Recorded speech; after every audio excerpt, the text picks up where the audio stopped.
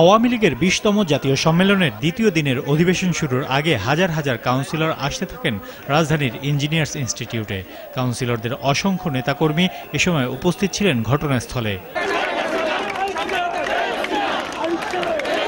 অধিবেশন শুরু হয় সকাল ১০টায়। মুলতবি বৈঠকের শুরুতেই সামনে এগিয়ে যাওয়ার দিক নির্দেশনা দেন প্রধানমন্ত্রী শেখ হাসিনা।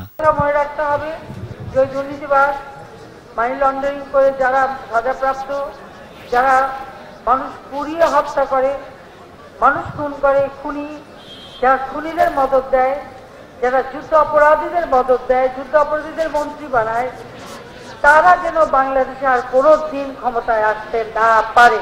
এ সময় নতুন সভাপতির পক্ষে নিজের মত তুলে ধরেন বঙ্গবন্ধু কন্যা। আমি চাই যে আমি জীবিত থাকতে থাকতে আপনারা নতুন ভাবে নেতা নির্বাচন করে এই সংগঠনকে আরো গতিশীল করার চেষ্টা করবেন। এখনই নির্বাচন হচ্ছে না তো, এটা পরে বলে, কিন্তু এটা করতে হবে। আমার বয়স ৭০ বছর হয়ে গেছে, আমি অনেক বৃদ্ধ হয়ে গেছি, এটাও মনে রাখতে হবে। পরে কাউন্সিলরদের দাবির মুখে টানা অষ্টমবারের মতো ঐতিহ্যবাহী এই সংগঠনটির সভাপতি নির্বাচিত হন শেখ হাসিনা।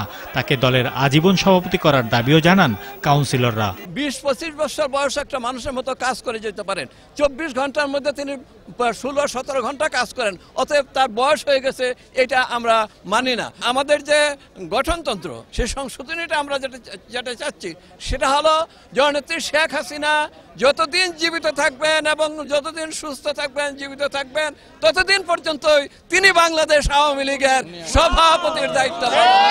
সেই নেতৃত্ব ডিজিটাল বাংলাদেশ নির্মাণে এবং পদ্মা সেতু সহ বড় বড় প্রকল্প বাস্তবায়নে সেই নেতৃত্ব অগ্রণী ভূমিকা পালন করবে। আশা করি এই সম্মেলনে আমাদের নারীর নেতৃত্ব অনেক জায়গা করে দিবেন।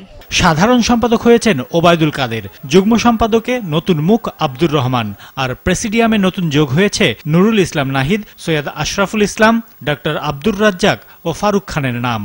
আমি একজন নাগরিক কর্মী হিসাবে এইরকম একটা আওয়ামী লীগের মতো দলের সর্বোচ্চ ফোরামে যেতে পারাটা আমার জন্য একটা বিশাল, এর চেয়ে বড় অর্জন হতে পারে না।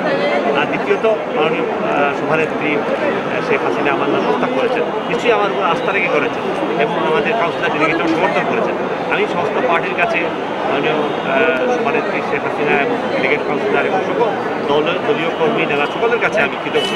দলের নতুন নেতৃত্বকে স্বাগত জানান উপস্থিত নেতারা। তৃণমূলের সঙ্গে সংযোগ রেখে এবং যারা নাকি বয়স্ক তাদের সঙ্গে সংযোগ রেখে আমাদের দেশকে যেভাবে আগায় নিয়ে যাচ্ছে এইভাবে আগায় নিয়ে যাবে, এটাই আমাদের প্রত্যাশা। যে কমিটি দিয়েছেন আমরা সেই কমিটিকে অভিনন্দন এবং শুভেচ্ছা জানাচ্ছি। সারা দেশের মানুষ জননেত্রী শেখ হাসিনার এই কমিটিকে সকলের পক্ষ থেকে অভিনন্দন জানায়।